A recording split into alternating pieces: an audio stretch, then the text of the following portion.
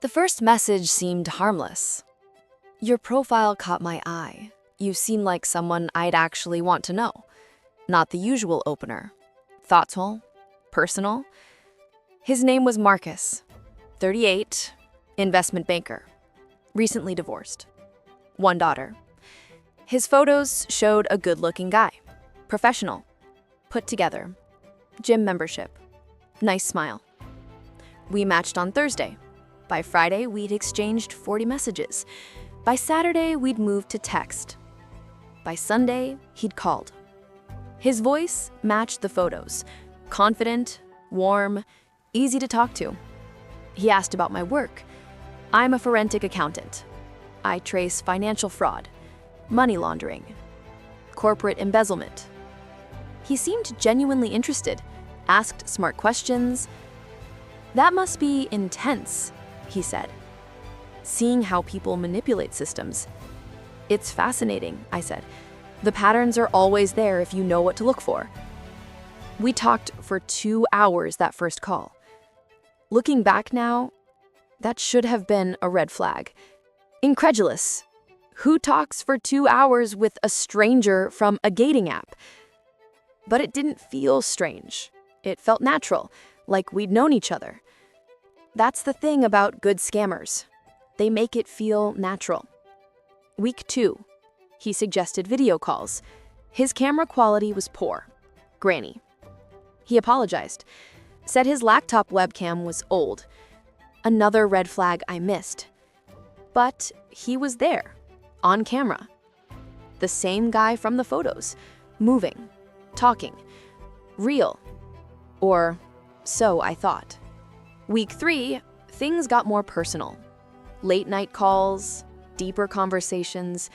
He shared stories about his failed marriage, his daughter, his hopes. I shared too. My divorce 2 years ago, the loneliness, the dating struggles. He understood. He listened. And slowly, carefully, he built trust. Week 4 is when it happened. Late night video call. Wine involved. Flirtatious conversation. He suggested we make things more intimate. I hesitated. No pressure, he said. Only if you're comfortable. I just feel so close to you. That word, close, I felt it too. So I did what thousands of people do every day. I trusted someone I'd never actually met in person. I showed him things I shouldn't have shown him. Intimate photos, video. He reciprocated. Or seemed to. More grainy footage. More connection. We ended the call. He said he couldn't wait to finally meet in person. I went to sleep feeling happy, hopeful. The message came at 6 a.m., not from Marcus's usual number, from a new account, different platform. I have your videos. Pay $50,000 or everyone you know sees them. Attached were screenshots, my photos, my video, edited together, and a list. My employer, my family members, my friends, my social media contacts, all found from my profiles. My heart stopped. Don't contact police. Don't tell anyone. Transfer Bitcoin to this address. You have 48 hours. Classic sextortion. Marcus wasn't real, or he was real, but nothing he'd told me was true. The photos, stolen from someone else, or AI generated. The videos, deepfake, or pre-recorded with generic responses. The connection, carefully scripted manipulation. I'd been played. Most victims would panic, pay, stay silent. Shame is a powerful silencer. But remember what I do for a living. I trace financial fraud. I screenshot everything. Every message, every demand, every threat. I backed up our entire conversation history. Texts, calls, video logs. I documented the Bitcoin wallet address. Then, I opened my laptop, and I started tracing. Bitcoin transactions are public, anonymous but traceable. I pulled the wallet history. This wallet had received payments from 17 other addresses in the past 6 months.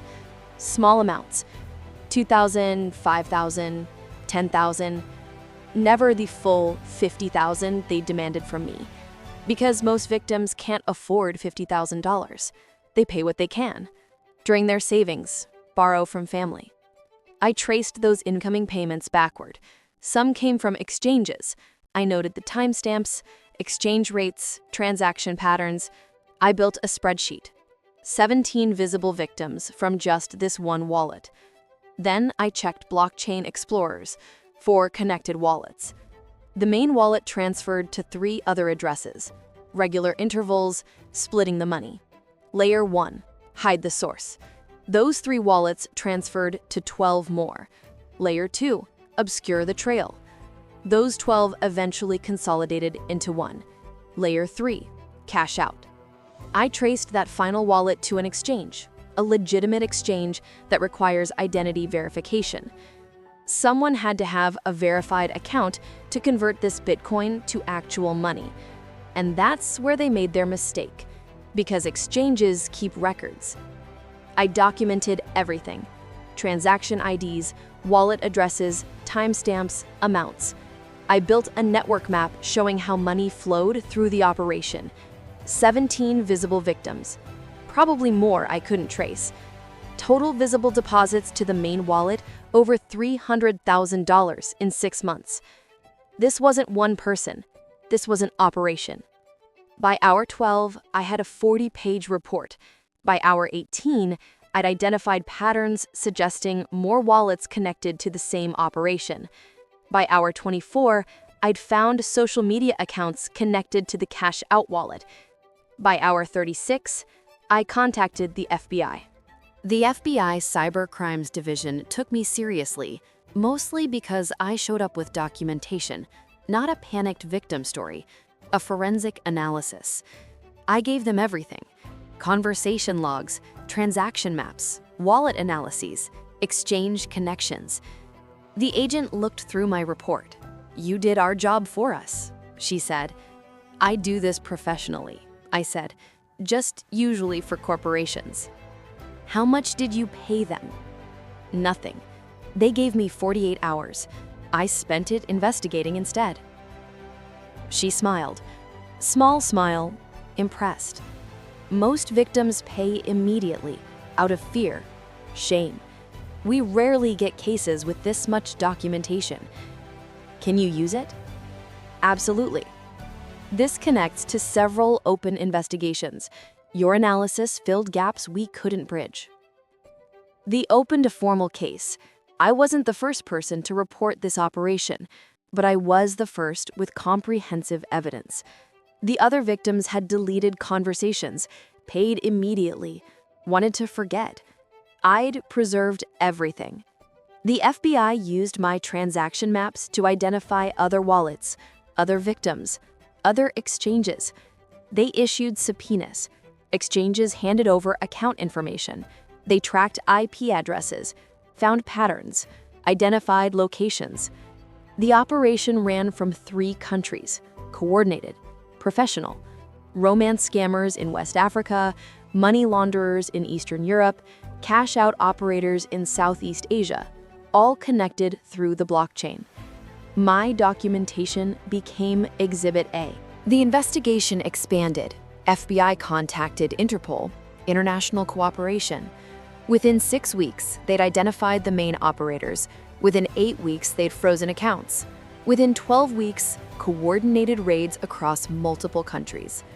They arrested 14 people, recovered over $800,000 from frozen accounts, identified 47 victims, 47 people who'd paid, lost money, lived in fear.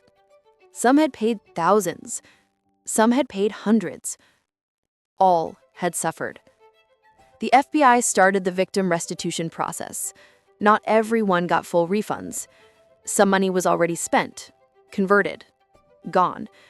But most victims got something back, and more importantly, they got closure. The scammers were caught, prosecuted, some extradited. The operation was destroyed. As for me, the FBI agent called 6 months later. We're wrapping the case. Your documentation was crucial. Several victims specifically mentioned your analysis helped us recover their funds. What about Marcus? Not his real name. Real name is David Chen. Based in Malaysia, used stolen photos from a German model, had accounts on 47 dating apps, ran this operation for 3 years. How many victims total? Hundreds. We only found the ones who paid recently. Older blockchain transactions are harder to trace. Hundreds of people, hundreds of stories like mine. Except most didn't have my skills, my tools, my knowledge. Most paid and stayed silent. I never sent those intimate photos. Oh, Marcus thinks I did. But I'm a forensic accountant who understands digital security. What he received were AI-generated images I'd fed through a face swap app. Not illegal, not me. Just enough to build his confidence. Because by week 3, I already suspected something was wrong. The poor video quality, the generic responses, the rapid trust building. I've spent 15 years analyzing fraud patterns. I recognized the pattern. So I played along, carefully, documenting everything, waiting to see what the scam would be. And when the sextortion demand came, I was ready, with fake material he couldn't actually use and real evidence that destroyed him. The FBI agent asked me once, "Why did you keep engaging if you suspected a scam?" "Evidence," I said. "If I'd blocked him immediately, we'd have nothing. No conversations, no pattern, no connections. You took a risk, a calculated one, with fake material and comprehensive documentation." She nodded. "Not everyone can do what you did." She's right. Most people can't trace blockchain transactions, can't build forensic analyses, don't have the tools or knowledge. And that's what scammers rely on. Victims who panic, pay, disappear. But here's what everyone can do. Document. Even if you're not a forensic accountant, screenshot messages, save emails, record patterns. Don't delete conversations because you're embarrassed. Don't pay immediately because you're scared. Report to the FBI. File an IC3 complaint. Contact the platform.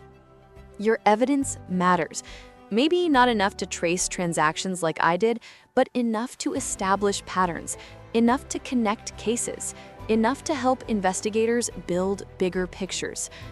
The 47 victims in my case, several reported the scam but deleted evidence. Their cases went nowhere until my documentation connected everything. One victim's deleted chat history could have saved the next victim if they'd preserved it. So preserve it. And know the warning signs. Rapid relationship escalation, moving off platform quickly, poor video quality, requests for intimate content, sudden financial crises. All patterns, all predictable, all avoidable if you recognize them. Marcus, or David, or whatever his real name was, picked the wrong victim. Not because I'm special, but because I had the professional skills to fight back, and I used them. Every victim deserves that option. So here's my question for you. Have you encountered online romance scams? Do you know someone who has? Did they report it? Or did shame keep them silent? Because silence protects scammers. Documentation destroys them. Leave a comment, share your experiences, warn others. And if you're currently being targeted, don't panic, don't pay. Document everything. Contact ic3.gov, file a report, contact your local FBI field office, contact the dating platform. Your evidence might connect to other cases. Your documentation might save the next victim.